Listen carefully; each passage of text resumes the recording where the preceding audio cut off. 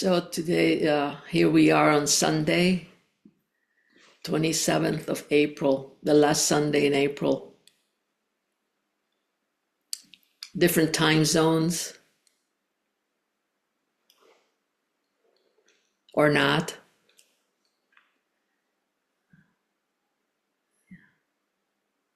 Across space and time.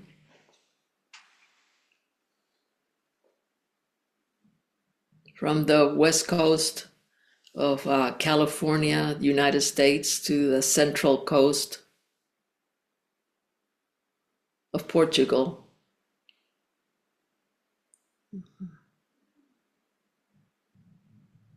The Pacific to the Atlantic. Mm-hmm.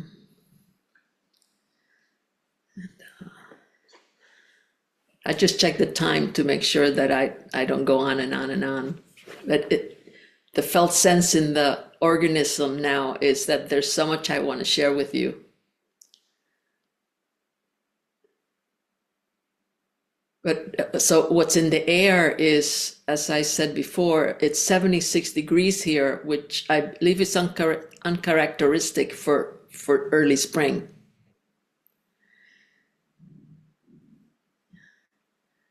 So it feels like summer. It's already here. Yeah.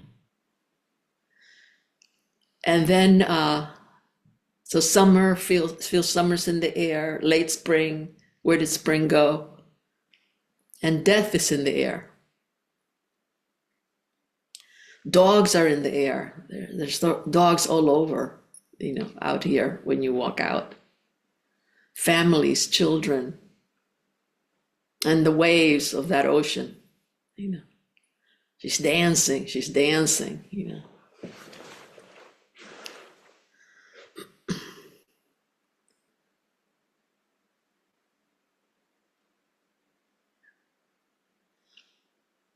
So as we began to settle in Zazen, and I felt the hub of people out there, Mary Oliver's poem, Summer Day, arose in my mind. I don't know if you're familiar with it. Some of you might be familiar with it. But I'd like to share with you. The poem arose, but what actually arose was the last sentence of that poem. And then when I looked it up, then I saw that it's called Summer Day. I remember it was called Summer Day. So even though it might not be still summer, calendar-wise, I think it's appropriate with this other felt sense that I've been carrying. As you know, last Sunday was Easter. We did not meet. And then the next day, Pope Francis died. And then speaking with one of my oldest friends in adulthood yesterday, her oldest friend, since they were teenagers, died on Wednesday.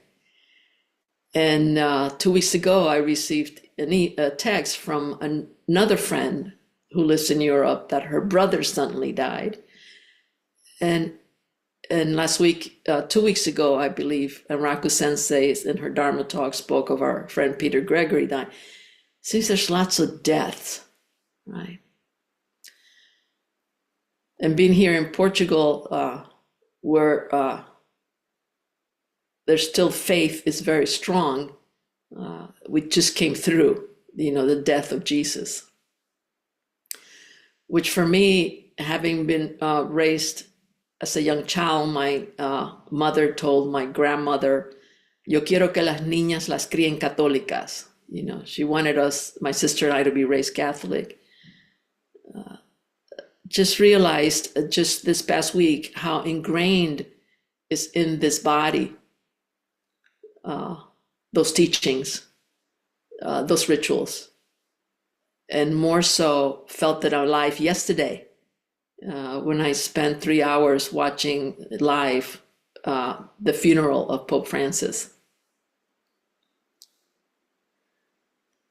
So with death being in the air, the Summer Day poem goes like this.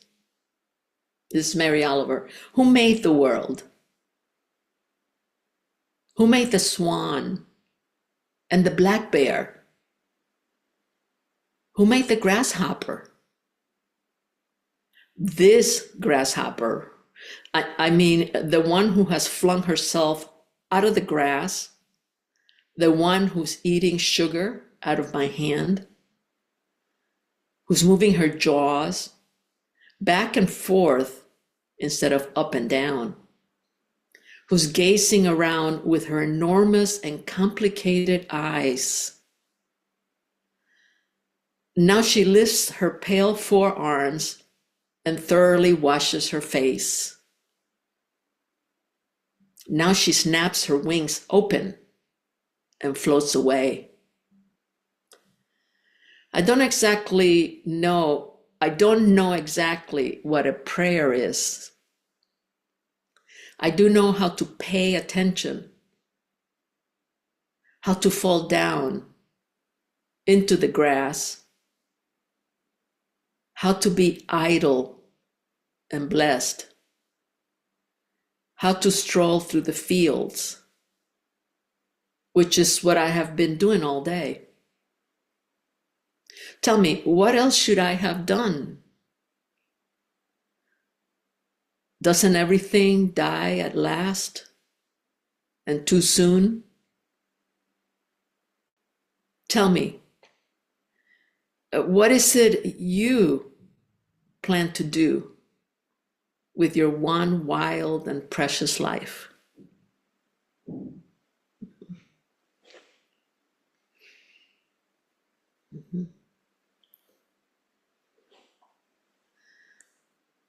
The most famous lines of this poem are usually those last two, Tell me, what is it you plan to do with your one wild and precious life?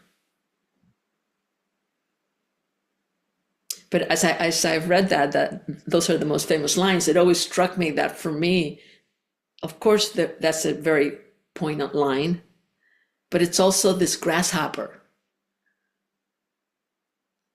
that's eating sugar out of a human hand. That's a miracle.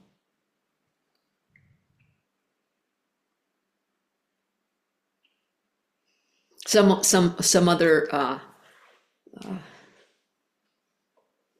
who study Mary Oliver's poem say that actually the heart of that poem is, tell me, what else should I have done?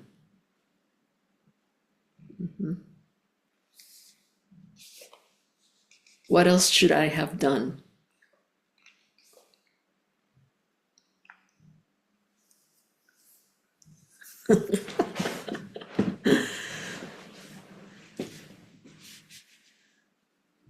So two experiences happened this week that are informing what I'm sharing with you. And I thought if I was going to label this, if I was going to name this talk, I would call it The Dog and the Death of Self.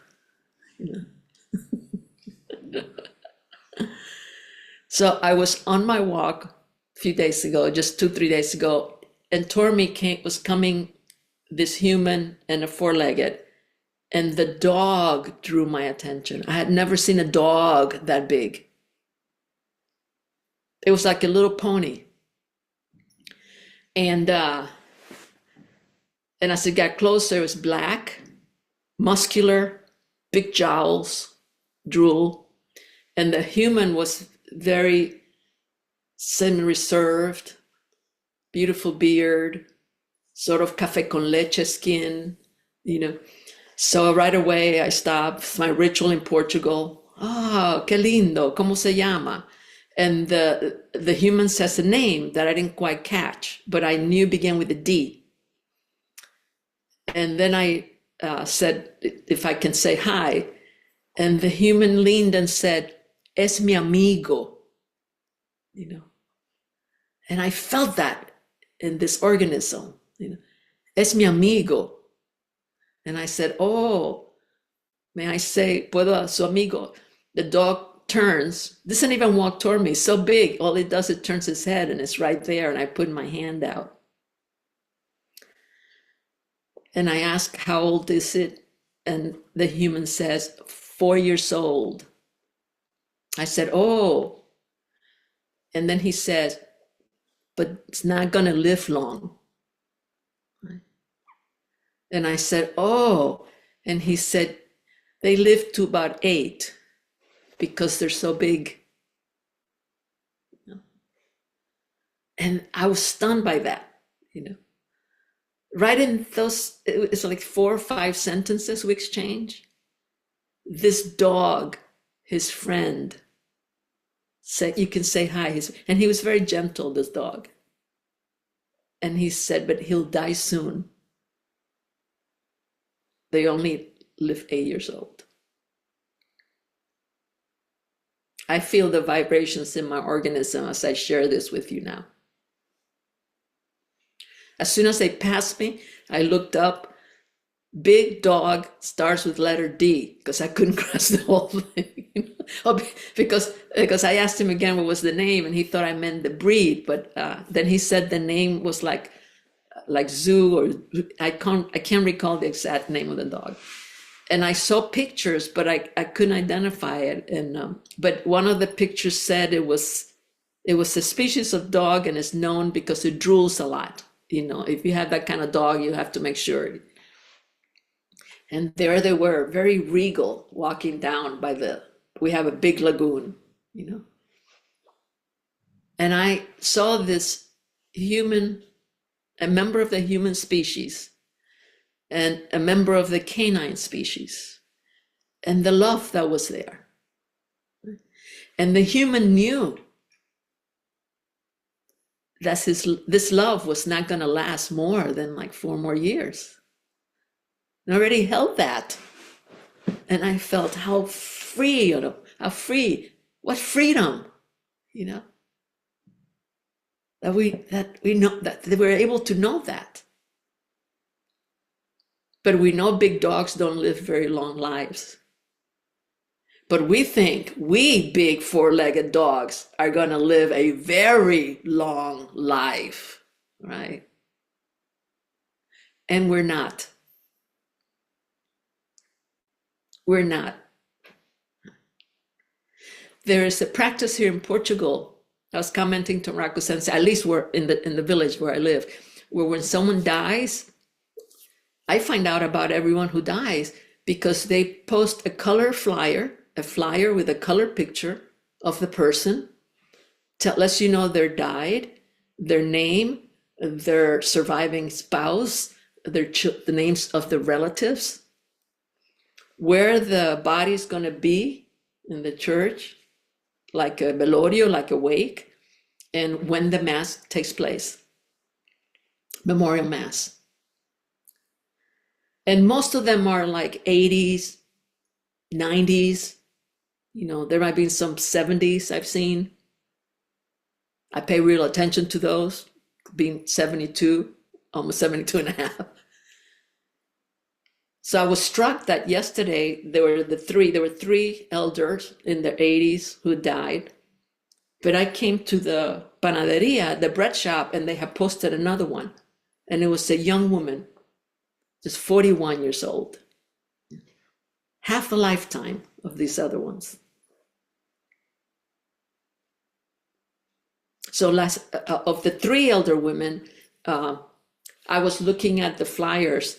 There's a funeral home.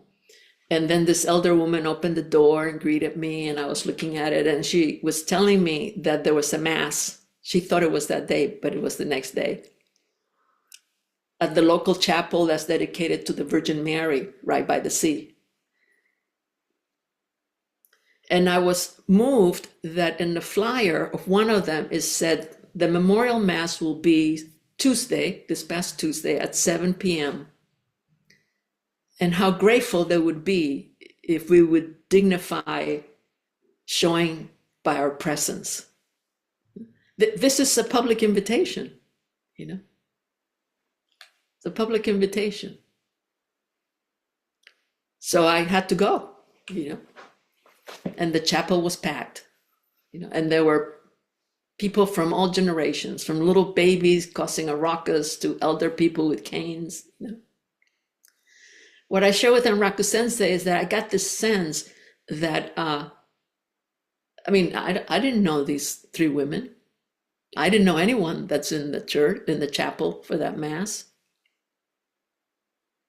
But there's something in the culture that is like it's communicated to the community. These beings have died. And you're invited to come and remember us. And how for me, in that remembering, right? Something has broken, something has torn, we've lost a loved one, but in that remembering, there's some joy, there's some comfort, there's some healing.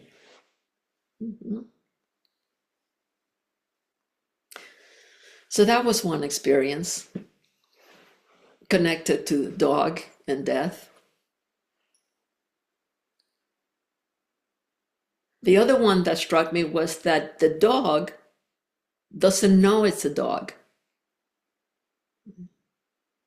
Doesn't know it only has 8 years to live.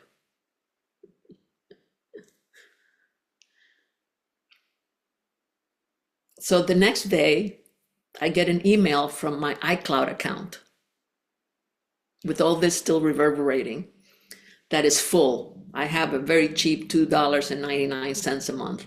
It's full, it's not gonna back up anything else, no photos, whatever, and that I need to either upgrade to $9.99 a month or get rid of some things. So I'm going through videos. It turns out, I did not know this, I have over 12,000 photographs and over 3,000 videos. Already that's enough to let me get rid of all of them because I'm never gonna look at them again. But I would say 80%, they're cats. And I don't know if I can do that. So I started going through the videos, and there were some that I was able to get rid of. And then there's one that says, I usually first see how long the video is, because there's some that are weren't even, 2 seconds. But this one is 36 minutes and seconds.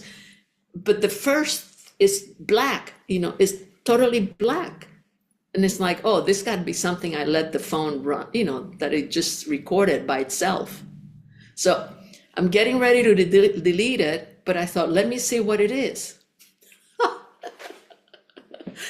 So I start playing it, and it's dark for the several frames. And then Enraku Sensei comes online. But I know it's from 2021. So, there's short hair, but it's right there in that same scenario that you're seeing on the screen. And then this image comes online, right? And it's what is this? Because it's just this image here talking like it's now, and it's just a white wall in the back. Well, it turns out that is a Dharma Talk that I gave in 2021, 6 weeks after arriving in Lisbon, when we had this transatlantic practice period. I have no clue how it ended up on my phone, and it's on the website now. So I'm just struck by this, because I'm looking at this image, and this is what at most I wanted to convey about this story. I'm looking at the image, and I'm listening to the words that's coming out of that image. And I did, and it was late here, it was after midnight, but I did something, as I shared with Enraku Sensei earlier today, that I have never done, which is that I actually sat, watched, and listened to Rumun deliver a Dharma talk.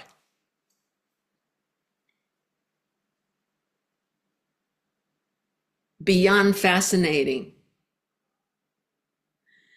Not so much because, what I was hearing was pretty good. I do have to say that. But let me just say, the experience of watching this, that this right here totally disappeared.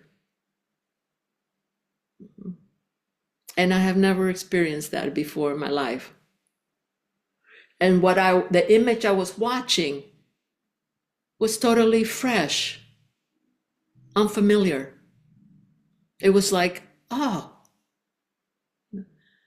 it's in that awe, the AH, like awe, and it was also the awe of AWE. Mhm. There was no one here except an experience of the eyes with an object, this, making contact, the ears making contact, sound, sight. It's that death of that self-identification that so consistently we're seduced by, that makes us forget what are we going to do with this wild and precious life. It's a death we want to welcome, moment to moment, moment to moment. So in closure, I want to close with another poem, which came to mind as Zazen was ending. And I'm struck with it wasn't conscious, but I'm struck with the first poem, Mary Oliver, who she was, where she lived. We were blessed with being able to see her at Smith College, to hear her in person. And then this other poem that is from a completely different time, completely different person. So we say different, right? We say different. And the themes are just so much similar. Out beyond ideas of wrongdoing and right doing, there's a field. I will meet you there. When the soul lies down in that grass, the world is too full to talk about. Ideas, language, even the phrase each other doesn't make any sense. The breeze at dawn has secrets to tell you. Don't go back to sleep. You must ask for what you really want. Don't go back to sleep. People are going back and forth across the door sill where the two worlds touch. The door is round and open. Don't go back to sleep. And that's from Rumi. Thank you for listening to the Dharma. May our intentions equally penetrate every being and place with the true merit of Buddha's way. Beings are numberless. I vow to liberate them. Delusions are inexhaustible. I vow to end them. Dharma gates are boundless. I vow to enter them. Buddha's way is inconceivable. I vow to attain it. Beings are numberless. I vow to liberate them. Delusions are inexhaustible. I vow to end them. Dharma gates are boundless. I vow to enter them. Buddha's way is inconceivable. I vow to attain it. Beings are numberless. I vow to liberate them. Delusions are inexhaustible. I vow to end them. Dharma gates are boundless. I vow to enter them. Buddha's way is inconceivable. I vow to attain it.